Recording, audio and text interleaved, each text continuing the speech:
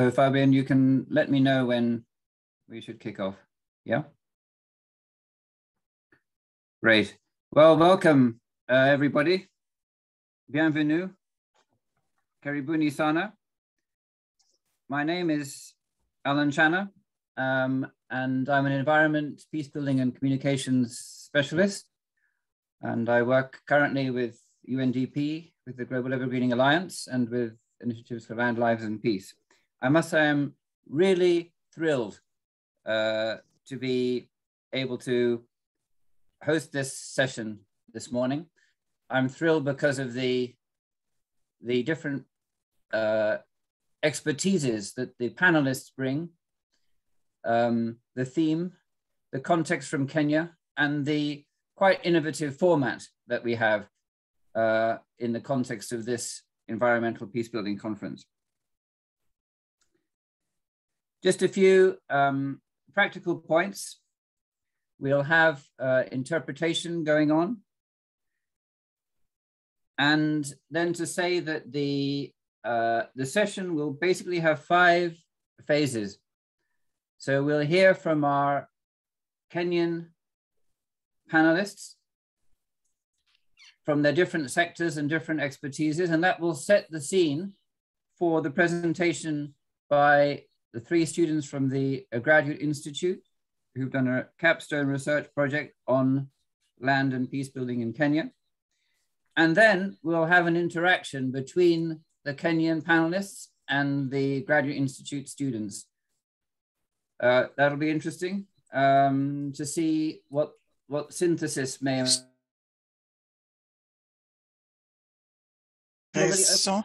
Je m'excuse, il nous était impossible d'activer le micro, mais maintenant ça fonctionne bien, donc nous allons continuer.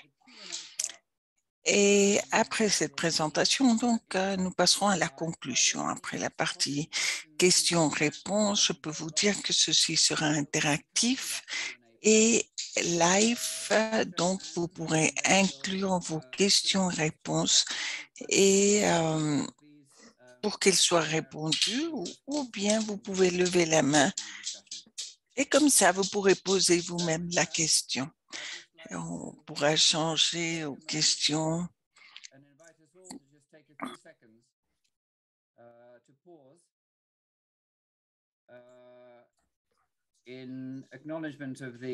Nous allons donc nous arrêter une seconde. En reconnaissance, je veux reconnaître que les personnes parfois perdent leur vie à cause des conflits.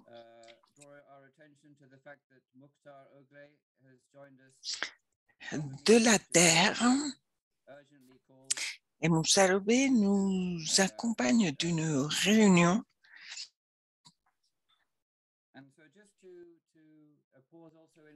En raison du conflit.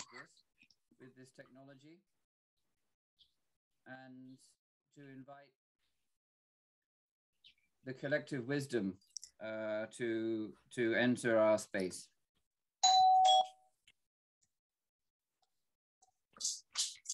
Et je voudrais donc demander votre solidarité en ce moment. Thank you. So, I'm going to start by introducing the Kenyan... Très bien, cette petite pause de silence en sa mémoire. Je vais commencer par présenter les panélistes du Kenya et vous dire que nous avons le privilège d'avoir non seulement ces personnes, mais un très grand rang d'expertise qui se réunit avec eux.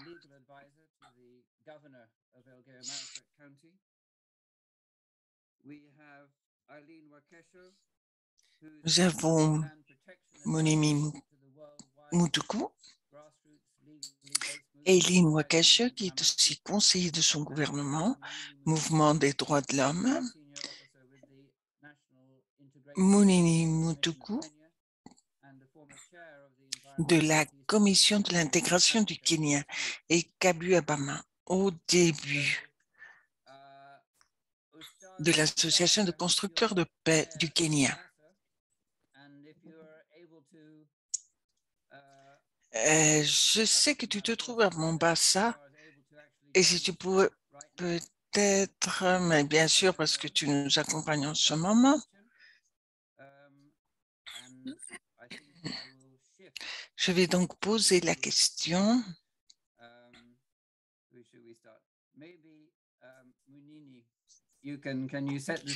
Je vais un peu voir, peut-être c'est Munini qui pourrait poser ou établir le contexte pour la réunion sur la terre et la paix au Kenya. Oui, merci beaucoup Alain et je veux remercier les organisateurs de la conférence de ce webinaire, de cette discussion que nous aurons. La terre est un problème non seulement au Kenya mais dans toute l'Afrique. Et ceci se passe depuis les temps de la colonie où les personnes devaient abandonner leurs terres et aller ailleurs. Et les gouvernements coloniaux se sont appropriés des terres. Et il y a eu bien beaucoup de problèmes que nous avons jusqu'à aujourd'hui pour savoir si ceux qui sont propriétaires de la terre font un usage de l'eau aussi. Il y a des terres fertiles, arides et semi-arides qui sont affectées par des thèmes thématiques. Nous voyons beaucoup de problèmes. La plupart de ces problèmes, c'est parce qu'ils sont habités par des communautés ancestrales et en raison des conditions climatiques et l'accès aux ressources, nous voyons qu'il y a beaucoup de conflits avec cet accès à l'eau, aux ressources de cette même terre et nous voyons aussi le thème de l'immigration. Beaucoup de communautés qui doivent migrer d'un endroit à l'autre pour chercher ces ressources. Nous voyons donc le conflit des agriculteurs et de la vie sauvage. Il y a beaucoup de zones de conservation pour la vie sauvage. Et c'est ce que nous cherchons, en tout cas. Donc, la gestion foncière est quelque chose que nous voulons résoudre, ou en tout cas, cette propriété qui fait que les terres soient parfois privées et que ces zones puissent être utilisées comme de l'accès à la terre. Donc, il y a un conflit dans les communautés et dans leurs pratiques.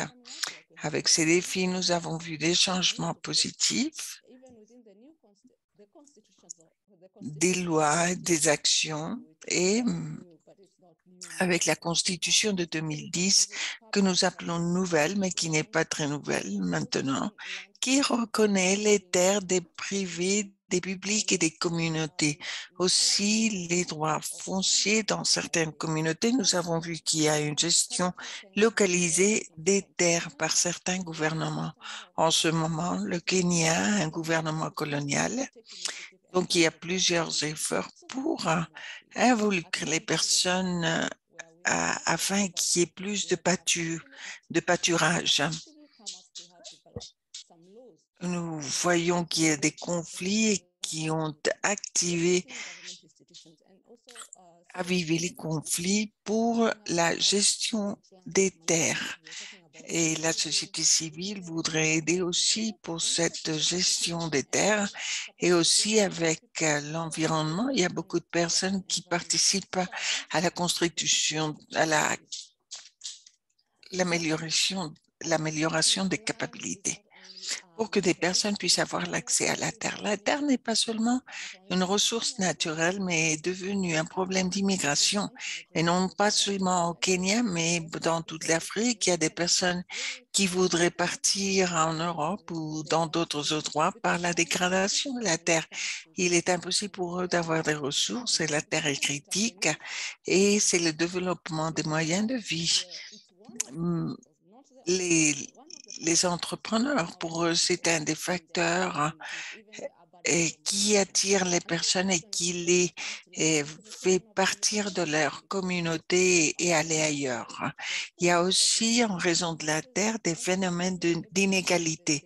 Lorsqu'on a accès à la terre, on peut construire le logement et travailler la terre, mais si c'est pas un moyen de vie, ceux qui ont la terre pourraient avoir un certain bien-être, tandis que les autres ne l'auraient pas. Il y a aussi un problème de genre. Et on discute encore si les femmes ont accès à la terre ou pas. Donc, cette gestion foncière amène toute une multiplicité de problèmes. Et je pourrais dire que c'est une histoire très triste. Il y a des défis et il y a aussi des histoires de succès qui peuvent être aussi très positives et qui nous encouragent à continuer à avancer. Donc, le problème de la terre est aussi un problème émergent. On a discuté pendant des années dans les communautés, dans les gouvernements. Et c'est quelque chose qui continue. Il y a des solutions, il y a des défis, il y a des problèmes auxquels nous avons fait face. Par exemple, il y a beaucoup de communautés qui sont parvenues à avoir des établissements. Il y a aussi des politiques, des politiciens qui veulent influencer l'accès à la terre aussi et qui se sont appropriés des terres par la corruption ou autres et qui font que cette propriété soit illégale. Alors, en conclusion, c'est pas que tout soit mauvais, c'est pas que tout soit positif, mais il y a des avances en tout cas. Merci, Monini. Merci de faire cette synapse et nous mettre en contexte pour la réunion.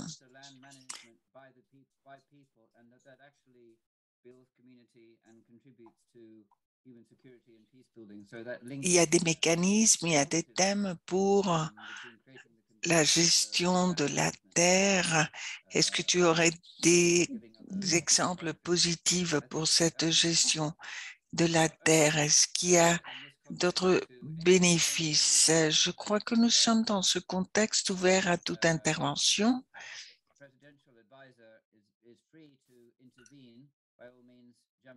Le conseiller présidentiel, vous pouvez participer, intervenir. Oui, oui, merci beaucoup. J'espère que vous m'entendez. C'est pas très clair, mais on peut vous écouter. Je suis très contente d'être ici avec mes collègues et de partager mon propre expérience avec vous. J'ai des experts. Jeannette, je ne veux pas répéter ce que Mouni a dit. Il y a beaucoup de touristes qui passent en ce moment et je vais donc désactiver la vidéo et comme ça, ce sera plus facile. Et je ne veux pas toutes les personnes qui viennent voir ce que je fais en ce moment. Bon après-midi, bonne journée. Pour nous pouvoir garantir la paix, nous devons établir la justice de la terre et le conflit basé sur la terre et l'eau dans les petites communautés de pâturage que ma collègue mentionnait et les autres facteurs, les agriculteurs. Il y a des conflits émergents, il y a beaucoup d'implications pour le développement des communautés pour garantir leur développement durable. Le conflit est différent lorsqu'il s'agit des ressources, par exemple les pâturages et l'eau. Pour nous, pour les jeunes leaders et ceux qui sont présents dans le forum, nous savons qu'il y a un besoin de leadership qui nous permette de passer du sentiment de peur et nous éloigner des soupçons et de la compétence et pouvoir partager notre prospérité. et pouvoir partager les ressources comme seraient les pâtures ou l'eau. Face à une augmentation de la population et les avances de la technologie, et ce leadership des communautés nous requiert d'agir. Il faut éviter qu'il y ait une concurrence pour les terres, pour la propriété de la terre. Nous devons avoir du respect pour les autres, de chercher des solutions avec une participation de tous et pour pouvoir répondre aux conflits avec confiance et améliorer les compétences pour gérer ce conflit, surtout ces communautés qui se trouvent en conflit en ce moment. Nous nous demandons quelles sont les compétences pour pouvoir finir le conflit.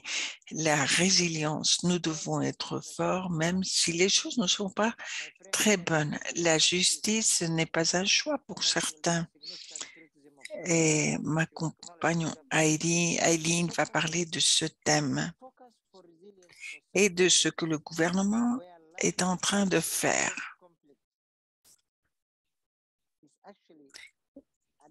Il y a des conflits qui sont basés sur la terre et pour certains, c'est même une sentence de mort. Et nous devons exercer la résilience comme une stratégie pour avoir des réponses et pour montrer la confiance, surtout dans ces moments de changement climatique où il y a des sécheresses et où il y a des manques d'aliments et de la pression par le manque de ressources naturelles et ces conflits de terre, surtout pour la gestion de l'eau. Et nous avons besoin que ces conflits terminent.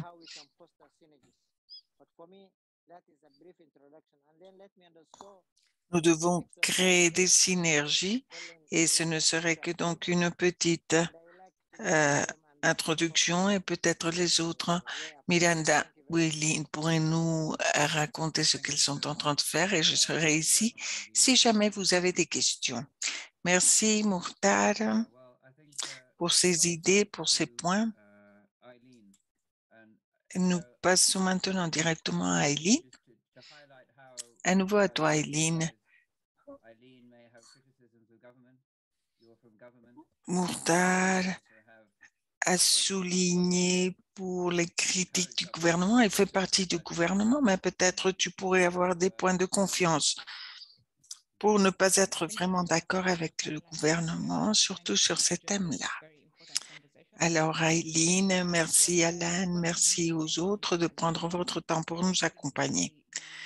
Je vais donc élaborer un peu sur ce que Murtad a dit et je veux souligner que la terre pour beaucoup de personnes est Kenya et veut dire pouvoir. Et pour beaucoup de communautés, c'est leur héritage.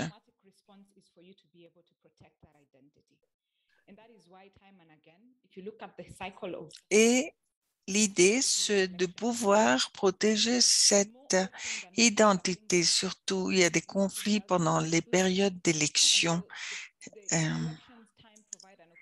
et les choses ne sont pas vraiment gérées de façon convaincante.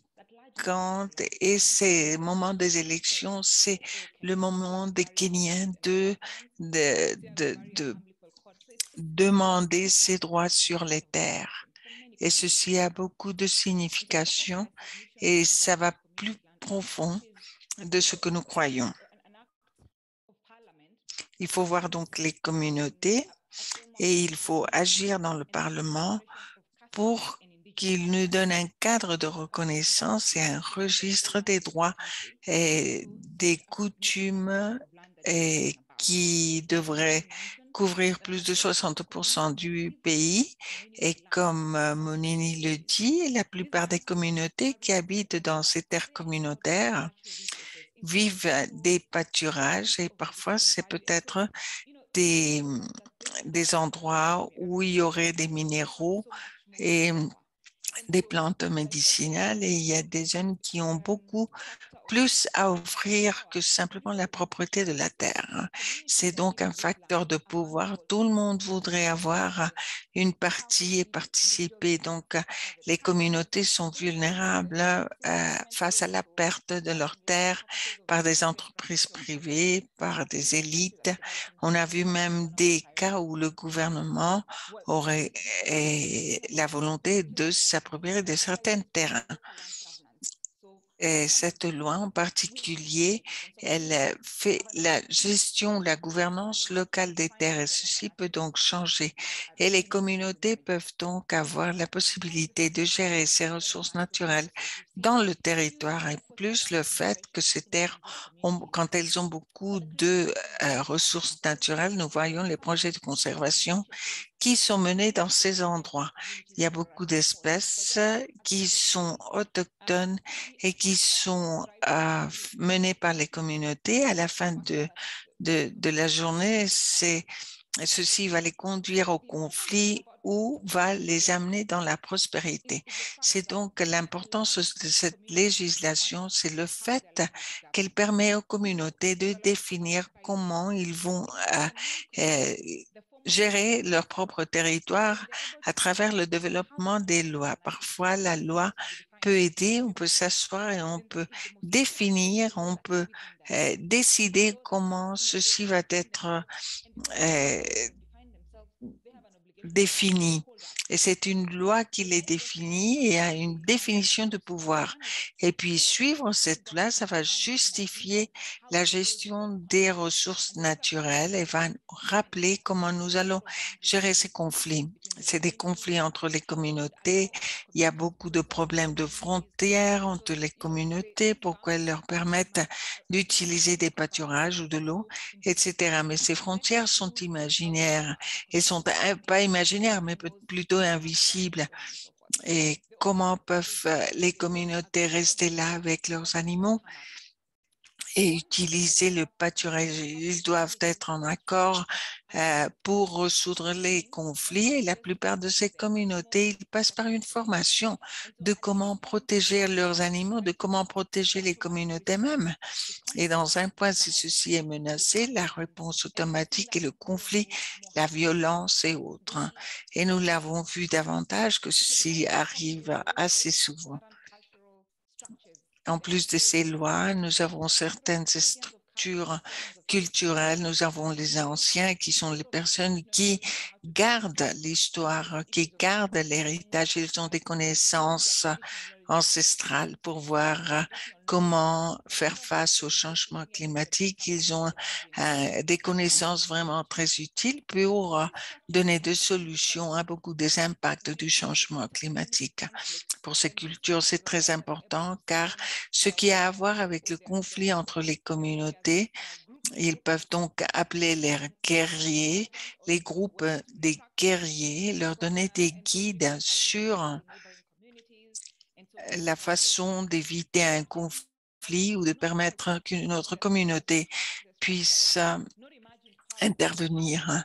Ce sont donc des structures de pouvoir, c'est pas imaginaire, mais c'est réel. Des structures qui puissent donner un sens d'unité à la communauté et la sensation de paix. Pour conclure, c'est une loi qui est produite par la possibilité de gérer leur propre territoire.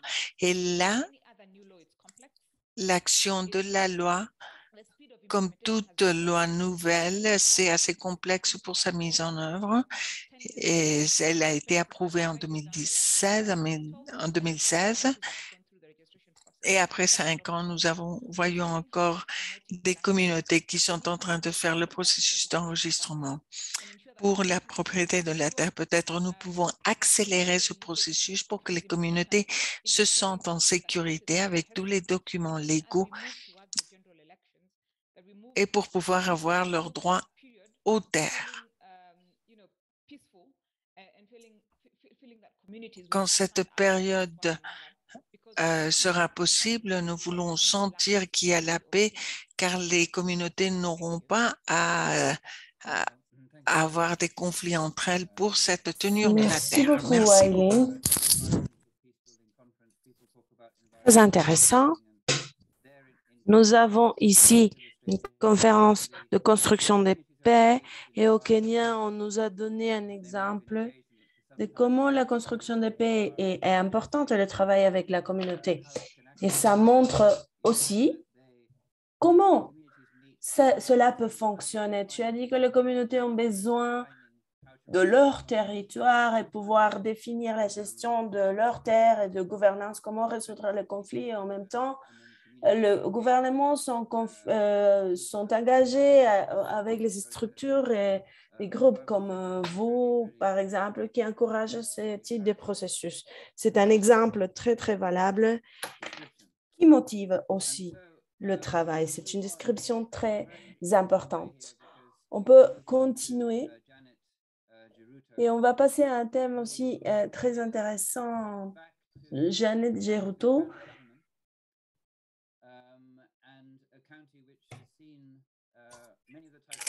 qui va aussi nous parler un peu du gouvernement qui est dans une zone, dans une municipalité où il y a eu beaucoup de conflits.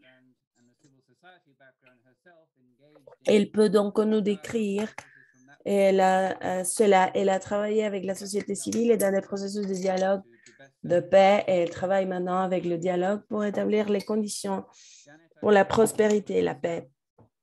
Janet, j'espère que tu nous accompagneras. Oui, je suis là. J'ai un peu de problème avec l'Internet, donc c'est pour ça que j'ai éteint la caméra pour pouvoir vous entendre mieux. Oui. Merci beaucoup. Merci aux organisateurs de la réunion et de la conférence. Merci aux autres participants aussi. Merci, Mokhtar Menini, Aileen. Je vais donc parler sur ce que Aileen a dit sur le type de conflit que nous avons dans la région d'où je viens. Pour moi, c'est un choc d'être une citoyenne du monde et respecter mon devoir un peu. Nous avons tous des limites et il faut savoir jusqu'où il y a les droits des titulaires. Donc, ceci dit, avec les gouvernements et les politiques, il y a beaucoup de choses qui sont limitées. Donc, je vais décrire le contexte, le conflit dans la région où je suis, une municipalité de 3000 km carrés, et parler de la valeur du terrain. C'est une vallée, c'est une zone sèche. Et des fois, nous sommes exposés aux sécheresses, il y a peu d'eau, peu de précipitations. Donc, il y a pas mal de conflits dans cette région. C'est un conflit intracommunautaire. Et nous avons deux communautés principales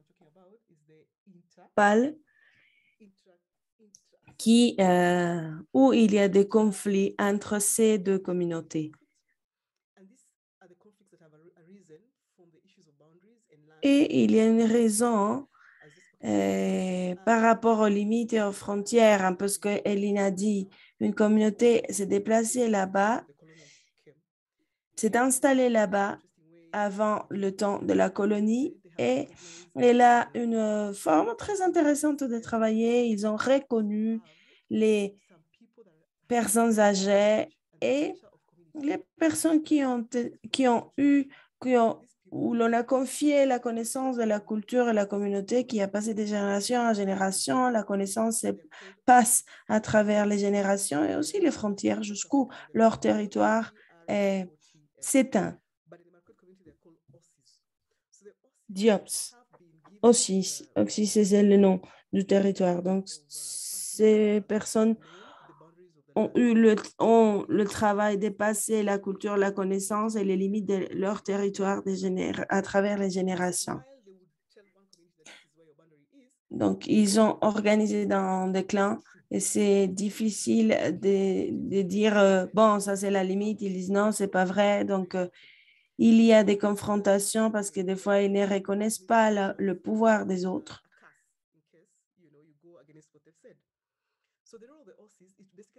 Donc, il y a un conflit, il y a des confrontations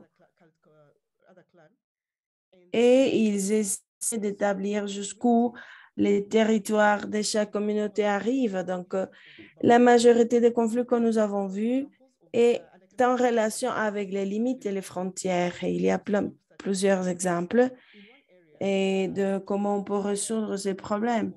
Il y a dans une zone, il y a deux clans, A et B, on va dire. Donc, un des clans a réclamé un territoire. Ils ont fait une réunion et donc ils ont pu définir les frontières et tout le clan s'est mis d'accord. Donc, on a essayé de faire une union des deux systèmes. Donc, le clan est d'accord et le clan A est d'accord que ça, c'est la frontière. Le clan B, on leur demande s'ils sentent qu'on a pris leur territoire. On appelle le propriétaire de ce territoire et ils peuvent vendre s'ils veulent ce territoire. Donc, il y a une négociation et on essaie de résoudre le conflit et ça a fonctionné. Ce qui ne fonctionne pas, ce sont les terrains publics, les hôpitaux, les routes, les écoles. Donc, aussi, à une voix, ils ont très respecté cette personne de la communauté. Ce sont des personnes clés au moment de gérer les conflits. Un autre exemple de comment aussi a été clé, c'est partager les ressources hydriques. Je vais donner un exemple dans un lieu qui s'appelle Le Monde.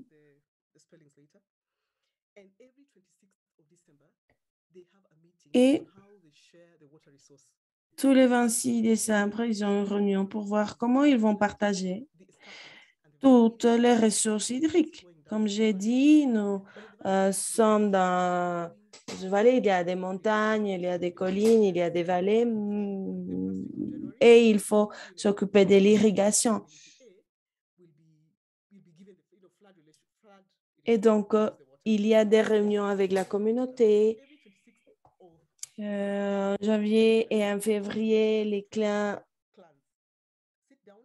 et tous les 26 décembre, chaque municipalité va voir comment il va gérer l'eau chaque mois. Par exemple, si en février, ils ont un excès d'eau, donc ils peuvent vendre l'eau en échange de 2 animaux, par exemple. Donc, et c'est aussi ce qui maintient la connaissance de la culture et l'applique pour la communauté. Ça fonctionnait aussi. Si quelqu'un ne maintient pas l'utilisation de l'eau, bah, ça va coûter. Donc, ce sont des choses de la culture africaine qui fonctionnent et pour éviter des conflits, par exemple, avec l'eau ou avec les terrains. C'est comme ça que nous avons un peu géré ce que Hélène a décrit. C'est comment les personnes âgées, les grands savants se respectent entre eux pour éviter les conflits. Mais d'autre côté, il y a le gouvernement, comme nous avons dit avant.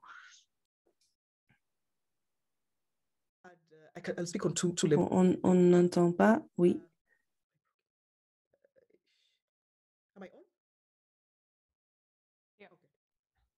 Oui, vous m'entendez? Oui, oui, je suis de retour. Non, elle est partie.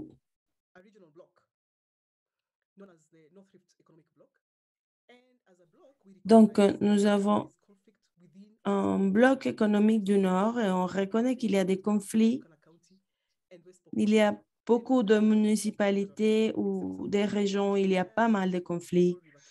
Et donc, on partage une rivière dans la région du Nord. Donc, on a fait des accords sur la rivière et on se demande de quelle manière on peut préserver la rivière qui est dans les communautés et qui est la source de vie. Donc, nous avons eu une réunion, ça fait 2 ans, et nous avons fait un accord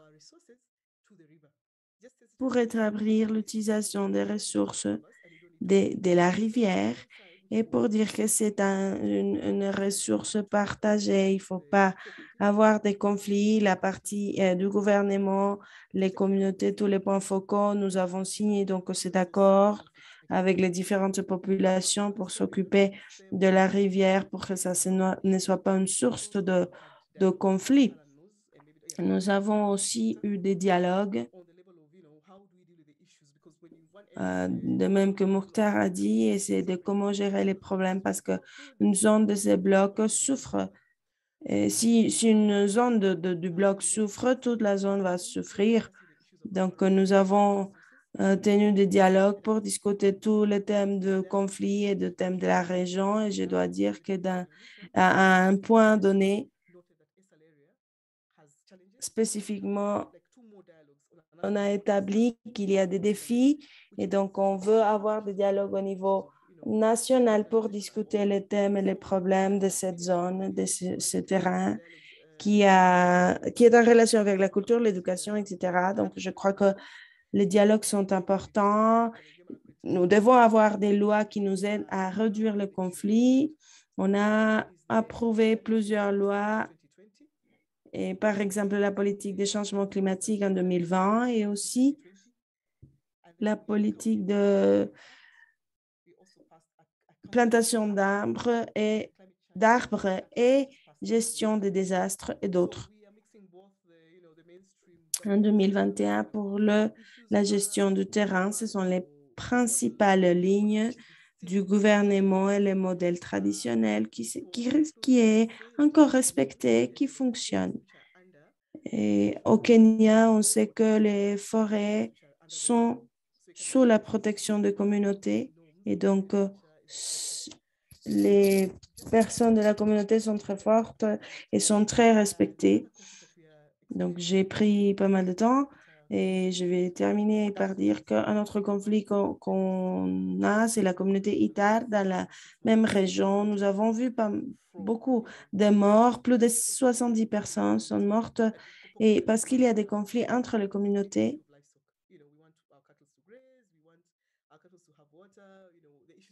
Des problèmes d'eau, des problèmes de pâturage, des problèmes des terrains notamment, et c'est ce qu'on essaie de gérer aussi parce que les élections approchent. Merci beaucoup.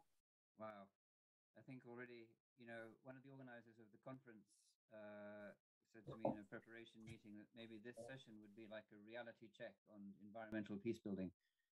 And I thought that's certainly true. And maybe though it would show that, there's more challenges than solutions. And yet, just to have heard of the Kerio River Ecosystem Agreement, that was done some years ago by the comme la rivière que tu as mentionnée, une réunion qui a été faite il y a quelques années, c'est peut-être un exemple de construction de paix environnementale. C'est bien connu par les courses de marathon, mais maintenant les personnes, elles vont commencer à parler de ces conflits et de ces héritages. Et c'est pour nous donner une idée de comment les choses se passent au Kenya et nous pouvons approfondir un peu sur ce thème de droit consuétudinaire. Et la résolution de disputes. Un des aspects importants de cette session, c'est que nous pouvons passer d'un thème à l'autre, d'une présentation ou d'un autre par un par l'Institut d'études de développement. Je crois que tu as mentionné, c'est un des organisateurs de la conférence. Nous avons 3 étudiants, Kabu Obama au Niger, Miranda Berger de Suisse et Lambros Simmons des États-Unis et de la Grèce. Nous allons présenter leurs conclusions. C'est un projet qui a été mené au Kenya et leur choix a été validé selon nous avons entendu la part des panélistes de Nedinga. Dans des conflits similaires à ceux que nous avons entendus jusqu'à ce moment, les confrontements des clans en raison des pâtures, etc. Et nous pouvons aussi souligner, comme Mukhtar l'a dit, et Mukhtar est pour l'intensification de le changement climatique. Alors, on va donner la parole à ces 3 étudiants de maîtrise avant de passer la parole à nouveau aux panélistes. Bonjour à tous, je m'appelle Miranda et avec Kabu et Mavros, je suis très contente de faire partie de ce panel et je remercie les organisateurs pour nous permettre de présenter cette conversation et de parler de ce thème que nous avons eu la chance d'étudier. Donc, en tant que contexte de la recherche, voici, nous sommes des étudiants de 3e cycle et nous avons développé ce projet pendant 9 mois sur la plateforme de construction de paix avec la supervision. Ce projet c'est le lien entre l'accès du changement climatique et la résolution des conflits au Kenya. C'est le comté de Baringo. C'est une zone de beaucoup d'intérêt pour nous. Nous nous sommes rendus compte que Baringo avait une grande population de pâturage et nous avons vu qu'il y a des changements climatiques que nous allons vous montrer aussi d'une grande diversité de groupes ethniques. Ceci a causé beaucoup de conflits et nous avons choisi cette région et nous avons vu les conclusions et ce que nous avons trouvé peut être appliqué dans d'autres comtés du Kenya. Et pour la méthodologie et les défis, nous avons vu que il était difficile de trouver les acteurs directs du conflit et il était difficile d'avoir cette communication avec eux, soit des organisations, des communautés, et les ONG ou le gouvernement, dont le plan original avant la COVID était d'aller et de participer avec les personnes, avec la communauté, mais avec le nouveau monde virtuel que nous devons travailler, il est plus difficile d'entendre les voix de ces communautés. Ça a été très difficile. Nous avons des outils, nous avons dû utiliser des outils, faire des enquêtes, des interviews et essayer de focaliser avec des individus ou des groupes et nous avons eu une autre approche. Peut-être nous pourrions demander si les personnes connaissaient les uns les autres et pouvoir trouver leur contact pour pouvoir avoir un contact avec eux. Donc, nous avons travaillé ce next entre le changement climatique et la construction de paix. Et nous avons eu donc un mélange entre construction de paix et les personnes qui étaient dans la politique et autres acteurs qui avaient l'expertise de l'environnement et du changement climatique pour pouvoir nous former une idée dans cette construction de la paix. Et il fallait donc recueillir comment les personnes voyaient ça, voyaient le conflit, chacun de son côté. Est-ce que vous m'entendez? Il y a un bruit. Excusez-moi.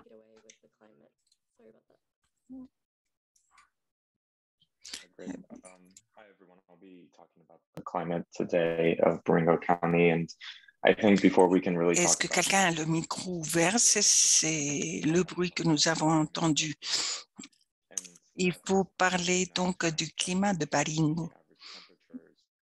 On le voit sur le graphe, c'est la température moyenne, les hausses et les basses et le total des précipitations. Nous voyons que Baringo a une saison de pluie d'avril jusqu'en juillet. C'est le moment où il y a le plus de pluie. Nous voyons aussi que novembre et décembre, il y a des périodes de pluie et beaucoup de chaleur et très peu de pluie. Voici donc les données sur la pluie. C'est assez chaud pendant presque toute l'année et d'après les conversations que nous avons eues avec les personnes, nous savons qu'il s'agit d'un endroit de climat chaud. Et nous voyons les changements de climat à Baringo et c'est des températures a augmenté plus d'1 demi-degré pendant les dernières années, surtout la dernière décennie. Nous avons vu une moyenne de l'augmentation des précipitations. C'est une bonne raison c'est une bonne chose qu'il y ait plus de pluie car ceci diminue la sécheresse, mais cette augmentation des pluies cause aussi et provoque des inondations. Et il y a des sécheresses dans d'autres périodes de l'année, car la saison de pluie n'est qu'une fois dans l'année et pendant cette époque, elle commence cette saison de pluie est chaque fois plus courte d'après les experts.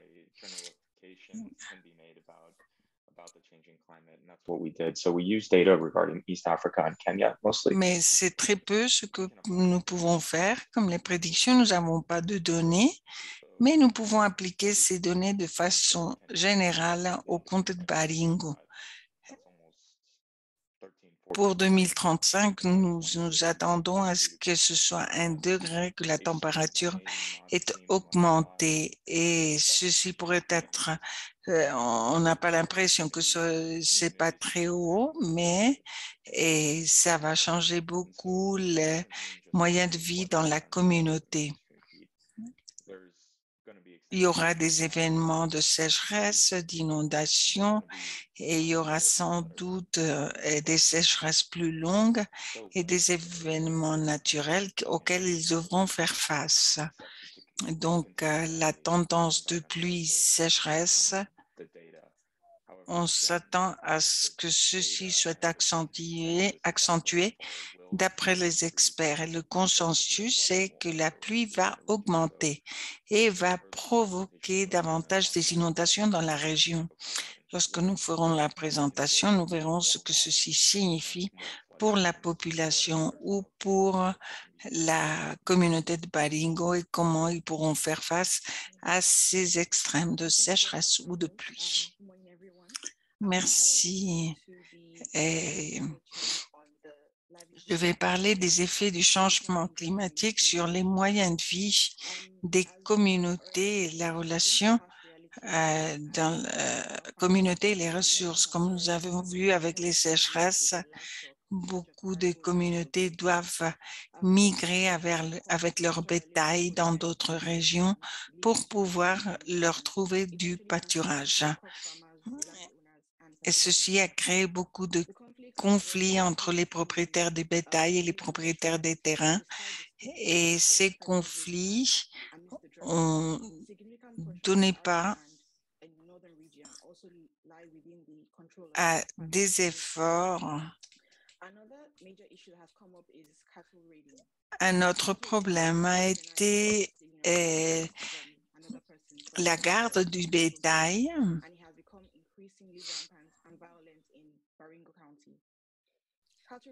est aussi une source de conflit à Baringo. Il y a eu la présence d'armes chez les gardiens des bétails pour la protection des animaux et on a vu la menace des personnes, des gardiens du bétail. On dit qu'historiquement, avant, on n'utilisait pas des armes pour les problèmes que ces gardiens trouvent. Ils ont dû décider d'avoir accès à des armes. Récemment, il y a eu l'assassinat d'une de ces éleveurs et ceci a créé un conflit entre deux communautés. Il faut parfois échapper et laisser le bétail au lieu de faire face et parfois être assassiné pour cette raison. En plus, une personne de 16 ans portait aussi des armes pour pouvoir protéger son bétail et maintenant c'est justifié de porter ces armes pour la défense. Et ceci montre ce que Janet nous disait, les conflits entre les communautés. Nous voyons qu'ils sont vraiment très difficiles et à Baringo. Ceci explique aussi les rapports et qu'il y ait plus de 25 000 personnes qui soient en conflit et plus de 25 000 têtes de bétail ont été volées pendant l'année précédente.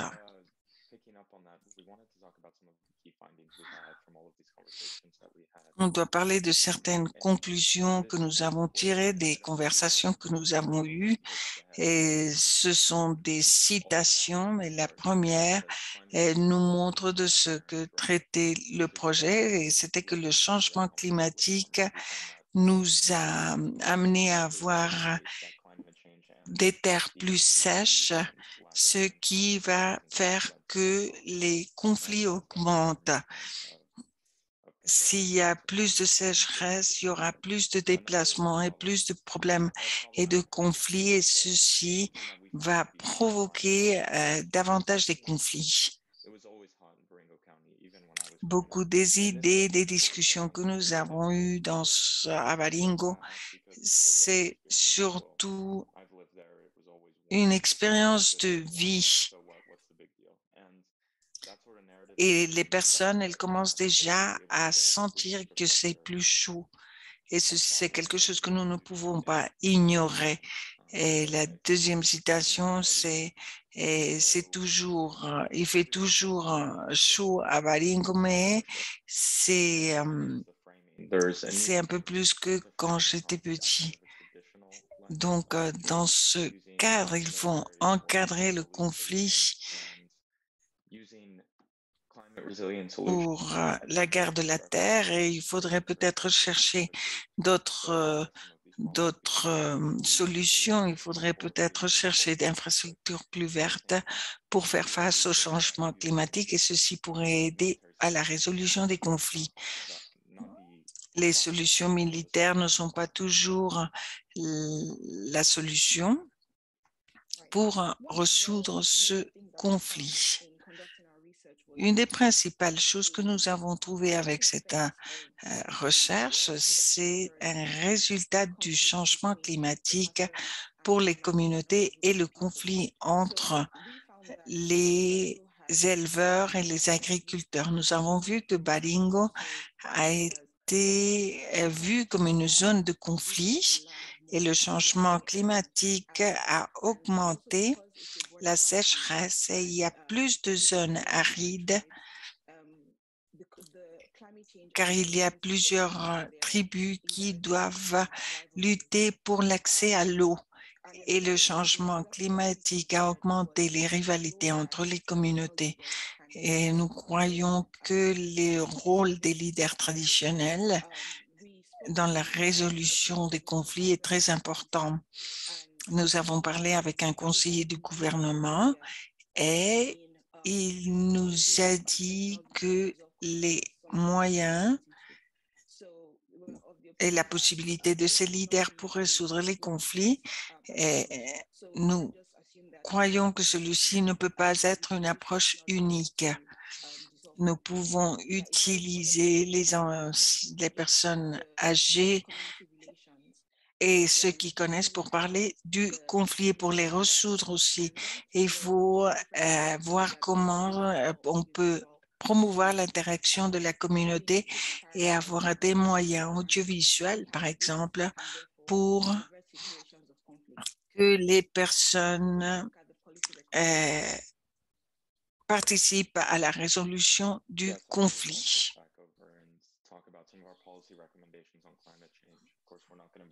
Maintenant, les recommandations des politiques, le changement climatique ne va pas changer, donc il faut apprendre à vivre avec celui-ci.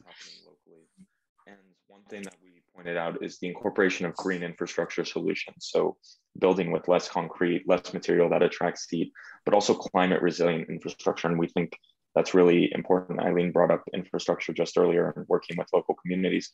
But we would echo that. And we believe that building with climate resilient infrastructure, building roads that aren't destroyed after a flood, or building roads that won't be completely destroyed due to extreme heat.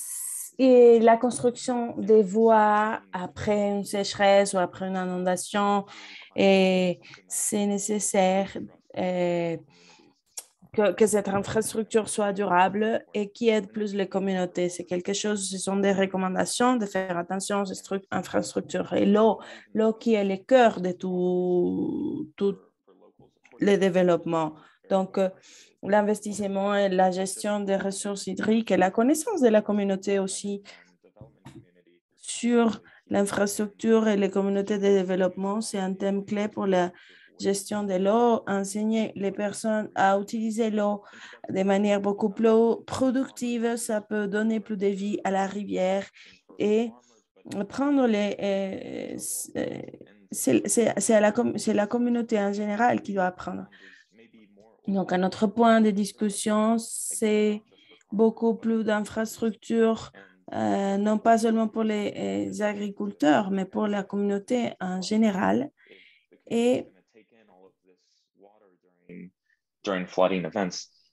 qu'il y ait des corps d'eau, disons, où l'on puisse stocker de l'eau de manière à ce que ça ne s'abîme pas, parce que la période des pluies est de plus en plus courte, donc il faut stocker l'eau et qu'il y ait des formes de canaliser d'eau sans que cela cause des bactéries ou des maladies. Et un autre point important, c'est l'évaluation du climat et l'évaluation de la durabilité du climat. Donc, par exemple, quand on va dire qu'on va construire un nouveau chemin, comment ça va interagir avec la chaleur, par exemple, comment cette voie va peut-être supporter une inondation ou si ça va être détruit. Donc, ça, partout, les aspects de la vie dans la communauté, parce que toute la construction doit être... Toute la communauté doit avoir tenir compte de ces recommandations pour que les développements soient beaucoup plus efficaces. Il y a des recommandations par rapport à la politique et à la construction de paix. Et c'est avec ce qu'ils ont dit avant, les besoins de justice, on s'est rendu compte que pour aider les citoyens à coopérer, à créer au processus de construction de paix, il faut assurer une distribution des ressources beaucoup plus égalitaire pour protéger les intérêts des personnes. Et ça se fait à partir de la distribution des ressources de l'État et avec toute la gestion du terrain qui est un symbole du pouvoir et d'identité. C'est très, très important de s'assurer qu'il y ait une justice dans les systèmes de distribution et que ça se traduit en paix. Et donc, la restitution des propriétés qui a été obtenue de manière légale, reddition de comptes des fonctionnaires, de manière à ce qu'ils inspirent la confiance dans le citoyen et la sécurité pour maintenir l'ordre. Et dans un moment donné, la sécurité est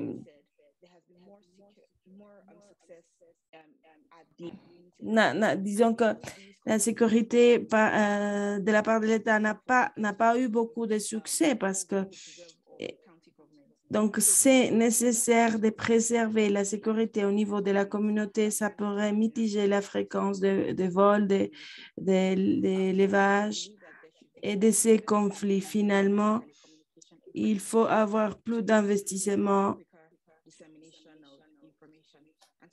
pour aider avec l'information et la distribution et diffusion de l'information pour qu'il n'y ait pas de fausses informations. Merci beaucoup. Et finalement, le changement climatique se fait évident dans le hameau de Balengo et il faut faire des efforts et le processus de paix va aider aussi à mitiger les effets du changement climatique et le conflit qui est pressant dans ces municipalités. Merci beaucoup. Je crois que c'est très intéressant ce que vous avez fait dans votre recherche parce que, bon, étant donné que vous n'avez pas été à mesure de vous rendre au Kenya, donc on sait que les centres d'études est très efficace. Et c'est intéressant, c'est comme vous avez, l'approche que vous avez eue sur le projet, c'est très intéressant pour moi. Et parler de cette gestion de droit au terrain, c'est très important. Parce qu'on sent des fois que dans ces circonstances, peut-être ce type de choses ne peut pas être vérifié. Donc, j'aimerais écouter de notre panéliste au Kenya. Qu'est-ce que vous pensez? Quelle est votre réaction? Est-ce qu'il y a des choses à souligner? Quelque chose qui manque peut-être? C'est une opportunité d'apprendre ensemble. Donc, j'aimerais vous entendre. Oui, c'est très impressionnant. Je crois qu'il y a eu quelques actions qui se sont menées et merci beaucoup de partager cette recherche avec la communauté, évidemment, et d'avoir fait tout ça pendant la pandémie. Ce n'est pas facile. Et c'est important que la société se réunisse pour faire face à ce type de conflit. Et nous avons le sacrifice des communautés pour un bien commun. Dans ces communautés, ce type de communauté comme Baringo,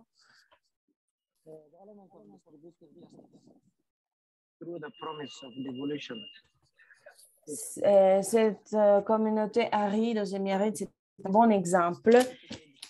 Et aussi, c'est vrai qu'il faut avoir les ressources pour une distribution plus égalitaire, plus équitable. On sait que ça n'est pas toujours le cas, mais on doit continuer à répondre et à faire face à ce type de problèmes. Et le son n'est pas très bon.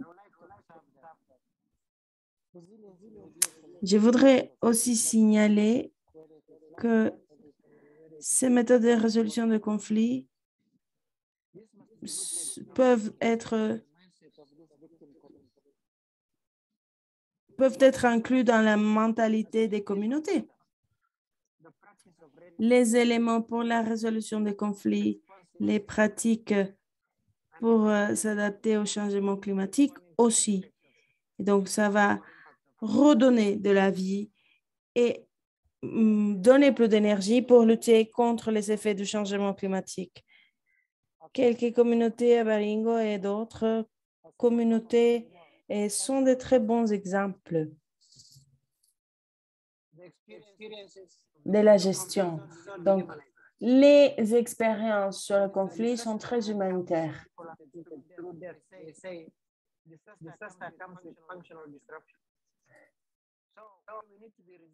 Et donc, le système peut être amélioré à travers ces communautés sont un bon exemple de résilience. Il y a un besoin d'une conscience plus élevée pour aider les communautés à lutter contre le changement climatique. Aider et avoir une nouvelle vision, se rendre compte que la résilience est nécessaire pour ce type de communauté. Je vais aussi faire quelques recommandations.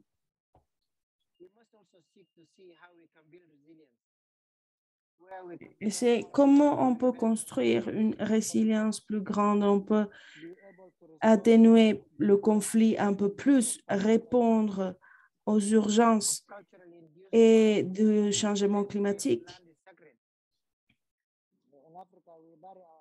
Nous voyons que la terre est sacrée en Afrique, c'est comme ça c'est la tradition et la croyance.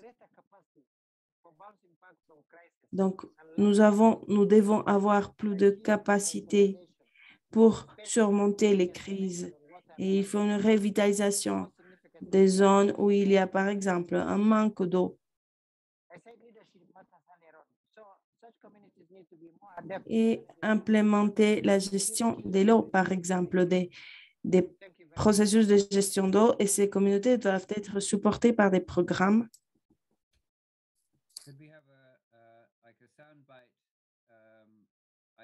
Il y a des problèmes des sons avec ce que Murta disait. Oui.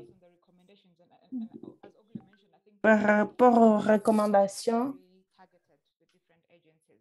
je crois que c'est un rapport très complet. Ma réaction serait, en ce qui concerne la sécurité, comment aborder ce thème de sécurité. Je me demande si c'est quelque chose de durable et pour aborder le conflit. Il y a beaucoup de fonctions du gouvernement, pas au gouvernement général, mais au niveau local, peut-être. Focaliser sur la région. Donc, si nous avons quelque chose de fonctionnel, je ne sais pas. Parce que si on parle de sécurité nationale,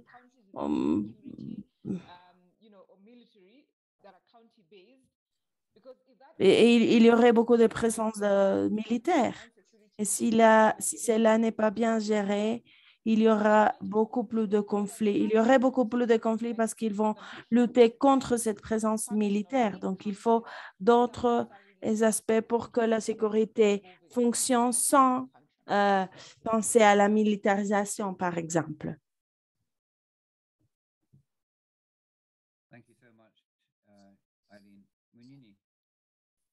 Merci, Aileen. Merci. Miranda Kabou et Lambros pour cette recherche si intéressante. Et ce que vous avez trouvé, c'est intéressant de voir, par exemple, d'entendre sur les problèmes avec l'élevage et la prolifération des armes. Et tout ça, c'est aussi parce que le gouvernement a des brèches dans la sécurité. C'est la question qu'on discute maintenant. Et donc, je vais aussi voir les recommandations et tout simplement ajouter sur ce qu'on a présenté sur l'utilisation de l'eau. Le pâturage est aussi un problème. Et pour les pratiques de gestion, c'est ce qui est lié au pâturage, il y a des efforts pour le produire, qui peut être fait dans cette zone aride et semi-aride. C'est un type de pâturage qui peut être produit dans peu de temps dans ce type de régions. Donc, par exemple, une recommandation, c'est ce qu'on pourrait faire, parce que normalement, le conflit, c'est l'eau et les pâturages quand ils migrent. Parlant du conflit, la majorité des fois, il y a une vraie raison pour laquelle ce conflit est arrivé. Donc, il y a des préventions, une alerte qui soit, parce que normalement, on sait en janvier, en février, il y a des conflits. Pourquoi? Parce c'est l'époque de sécheresse, donc il y aura des conflits pour les pâturages, pour l'eau.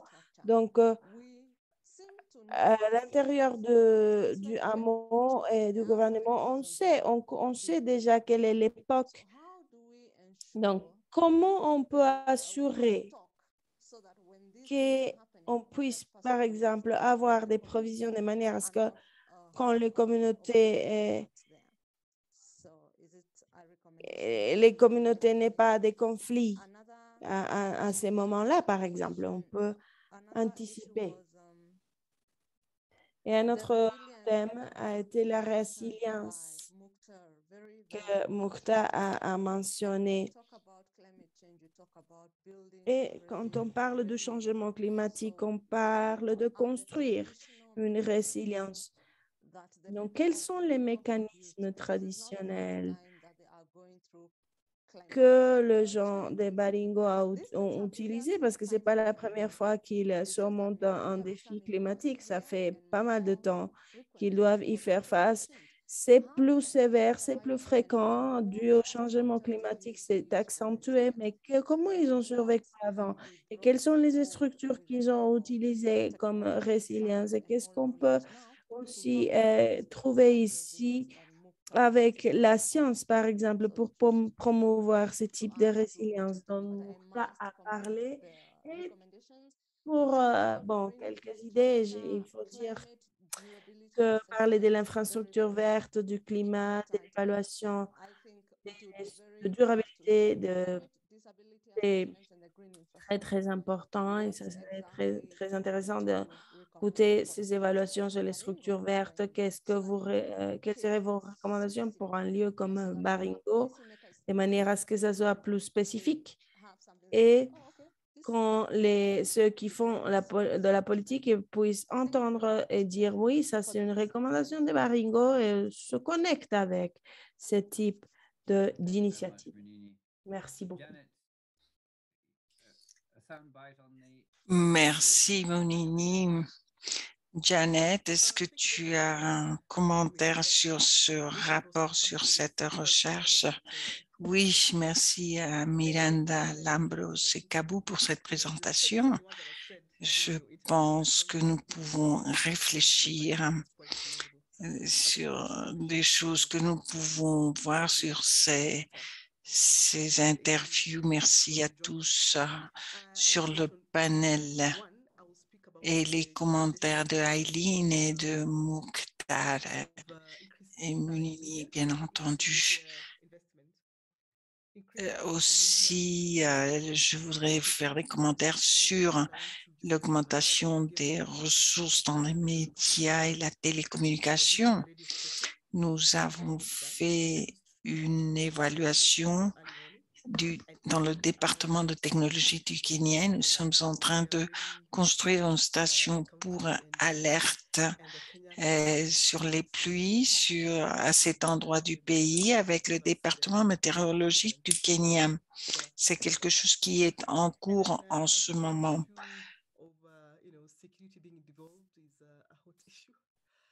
Et je pense aussi que le thème de sécurité est un thème difficile. Et on essaye de développer l'infrastructure, mais il faut mentionner les brèches qui se trouvent dans cette dans cet établissement de pouvoir dans des régions comme Baringo et qu'est-ce que nous pouvons faire pour aider à cette situation et sur les ressources qui nous sont désignées. On a parlé d'une crise de leadership, ceci est vrai, c'est surtout dans ces comtés. En 2015, il y a eu une loi qui a été passée et c'est une loi de développement. Et ce que la loi présente, c'est que nous allons partager ce que nous recevons du gouvernement national et à un certain niveau, nous pouvons décider de ce que nous pourrions faire avec les ressources. Certains décident d'investir cet argent dans des structures pour la collecte d'eau, pour des réservoirs d'eau. Alors, nous avons cette loi de 2015 qui doivent décider ce qu'ils doivent faire avec les ressources, une route, une école ou autre chose, ou aider à la protection d'une rivière, par exemple. Alors, ceci peut échelonner et aider à ce que cette loi soit appliquée partout et puisse arriver partout, car ceci va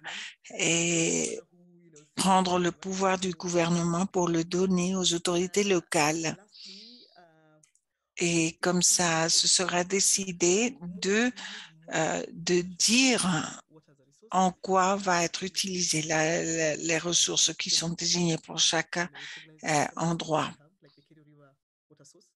On a aussi commencé à reconnaître le besoin des ressources hydriques, surtout dans les rivières et les écosystèmes des rivières.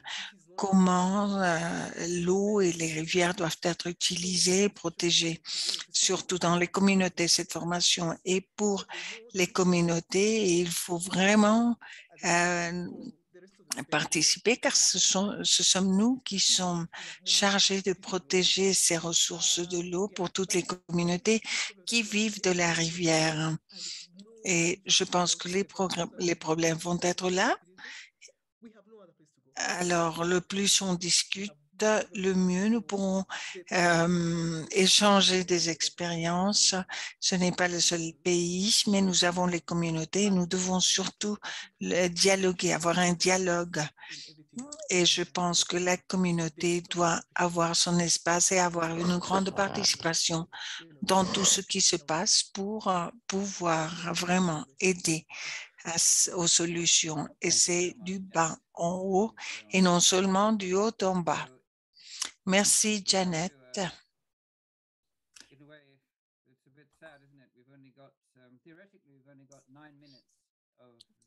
C'est dommage que nous n'avons que 9 minutes en ce moment de cette session.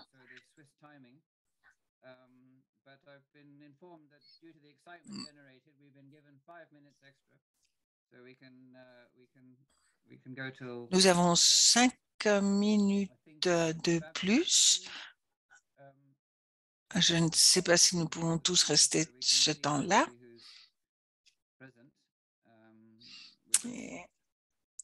Est-ce que nous pouvons voir ceux qui sont présents ici avec nous? Est-ce qu'on peut voir les participants? Est-ce qu'il est possible?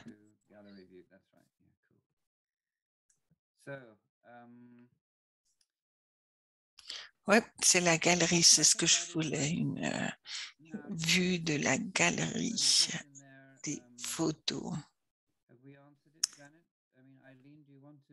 Et la question, je ne sais pas si nous l'avons déjà répondu, Janet ou Eileen, sur le désarmement. On a vu sur la boîte à commentaires, on a vu ce qui était du désarmement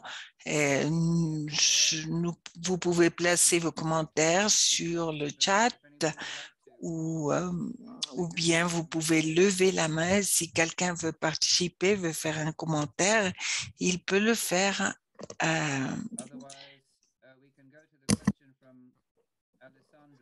Il a simplement levé la main. Nous pouvons peut-être commencer. Oui, Alessandra a levé la main. Et merci beaucoup. Je pense que la question était, et Janet a répondu partiellement, et la question était comment nous pouvons définir la justice lorsqu'il y a des accords formels ou informels et lorsque nous parlons des frontières et des limites qui se passent d'une génération à l'autre. Et une autre partie de la question était comment nous pouvons gérer ces systèmes informels qui établissent des frontières si ce n'est pas une gouvernance tout simplement locale. Peut-être un des panélistes pourrait faire de commentaires à ce respect.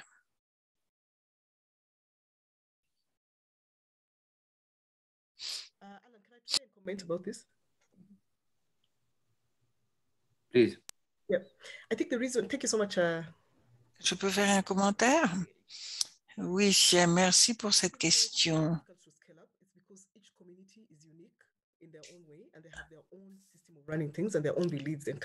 Le fait que ceci n'échelonne pas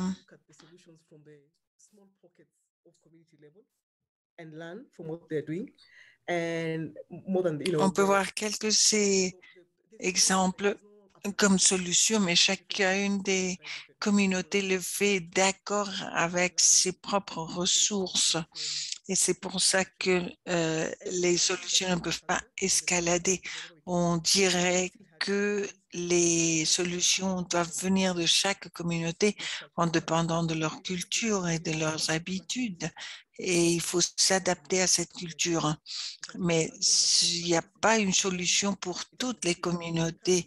Elles sont différentes dans leurs pratiques, dans leurs croyances, dans leurs lois. Et c'est ce que chaque communauté croit. Mais sans doute, là, le gouvernement essaye d'établir une loi de médiation. Et je suis un conseiller local. Nous avons un personne âgée et dans le conseil et nous essayons de trouver des accords. Et par exemple, dans le conseil, on n'a que des hommes. Dans les discussions, il n'y a jamais des femmes et elles ne sont pas permises pour discuter les problèmes de l'eau. Et je voudrais ajouter à ce que Janet a dit sur les mécanismes de résolution de conflits de façon alterne. Il y a un article de la Constitution qui est là et qui dit que nous pouvons inclure d'autres mécanismes pour la résolution de conflits de façon alterne pour ce qui existe déjà dans la communauté et qui aurait créé un mécanisme de médiation de leur propre forme. Il y a des médiateurs pour la résolution des disputes, pour les cas de propriété du territoire, etc. C'est tout un processus, mais comme Janet le dit, la légitimité de ces structures vient des communautés et la Constitution ne va pas en l'encontre de... Et ceci ne va pas contre la Constitution ou contre les droits de l'homme. Et on espère pouvoir mettre en œuvre ces structures. Et pour l'autre question, il y a les croyances sacrées, les croyances religieuses et quel est le rôle de ces croyances et je pense que le modernisme a fait que certaines de ces croyances soient abandonnées car il y a des croyances qu'on ne peut pas faire certaines choses agricoles à certains moments de la journée ou par exemple qu'il ne faut pas cultiver à un certain jour. Mais ces pratiques commencent à disparaître. Certaines communautés maintiennent leurs pratiques anciennes, mais elles ne sont pas aussi rigides qu'elles l'étaient auparavant. Mais maintenant, il faut tout simplement voir si les pratiques qui se maintiennent sont celles qui vont nous aider à faire face au changement climatique ou et on essaye surtout de voir comment la société moderne va aider l'environnement. Aileen a mentionné un problème qui serait la sécurité. Je pense que dans le concept, en ce qui concerne le vol du bétail, ceci est important pour beaucoup de personnes. Et ceci a à voir avec le conflit aussi. Ce n'est pas négociable. Disons qu'on a l'abandon de la sécurité n'est pas négociable. Disons que Baringo serait chargé de sa propre sécurité. Il pourrait peut-être penser que le conflit est une forme de vie et ceci ne va pas aider à la sécurité, mais ceci va faire que le conflit augmente. Il faut garantir la sécurité des vies et des propriétés. Et je suis désolée, mais dans certains endroits du pays, en raison de la marginalité, ces communautés sont exclues de la société générale et de la protection de leur propriété est très difficile. Et on inclut dans la culture de la communauté car il n'y a pas d'aide du gouvernement national. Mais cette idée justement de justice, on ne peut pas maximiser le conflit au nom de la liberté. Il faut promouvoir la justice. Surtout, il y a des éléments qui doivent être évités pour que ceci ne devienne pas une culture de conflit. Je suis d'accord avec Janet.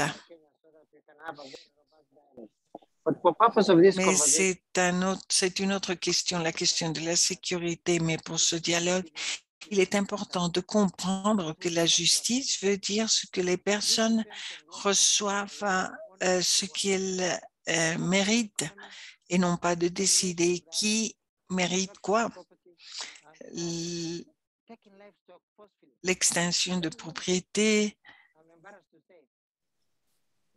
prendre des vies, même des femmes. Nous ne voulons pas ça pour les nouvelles générations. Nous ne voulons pas de l'injustice. Nous savons que les principes de la justice, il ne faut pas avoir un concept en biais. Et on a besoin de plus de sociologues et d'anthropologues dans la discussion pour comprendre un peu ce qui se passe.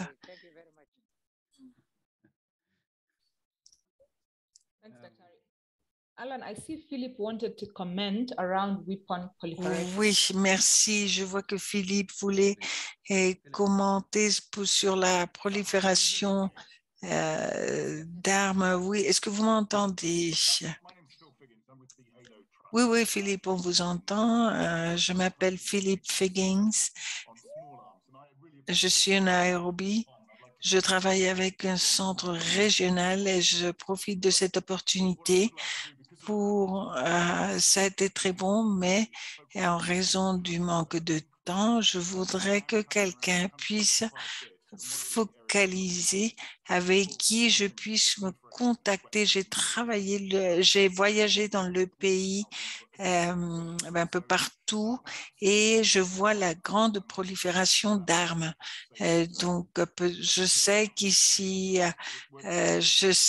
qu'il y a temps, mais nous sommes ici avec l'Association pour le Centre de la gestion de petites armes et puis pour éviter qu'il y ait une plus grande prolifération d'armes dans les champs et dans les communautés. Peut-être si quelqu'un peut m'envoyer sur le chat ici au Kenya à qui je pourrais contacter pour parler de ce sujet directement. Ce serait important d'avoir ce contact, peut-être pour voir, ça pourrait être dans une autre communauté, dans un autre comté, mais que je puisse contacter quelqu'un. Merci beaucoup.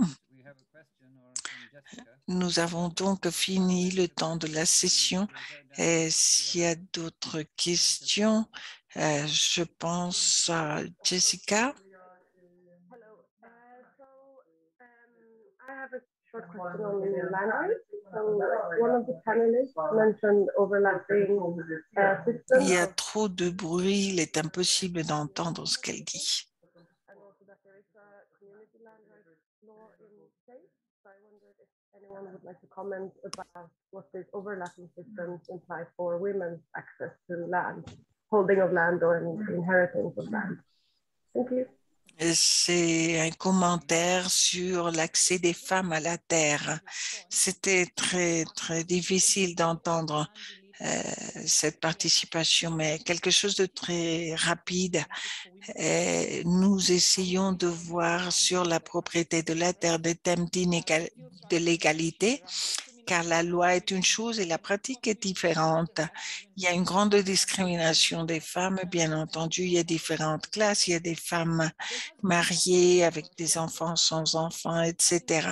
Il y a eu quelques avances dans la pratique, mais je sais qu'il y a beaucoup à faire encore. Et disons, pour établir les dispositions d'égalité, et les femmes elles-mêmes, les leaders religieuses, et les leaders en général qui pourraient nous aider pour la mise en œuvre de ces programmes de propriété de terre pour les femmes. Merci donc de façon respectueuse. Je veux tous remercier au nom de Genève en tant que notre hôte en faisant de ce dialogue quelque chose de tellement utile. Je veux remercier les organisateurs et tous ceux qui ont fait que ceci soit possible. Donc, on vous salue, au revoir, bonne journée et je vous retrouverai dans d'autres réunions. Au revoir et merci à tous. Au revoir.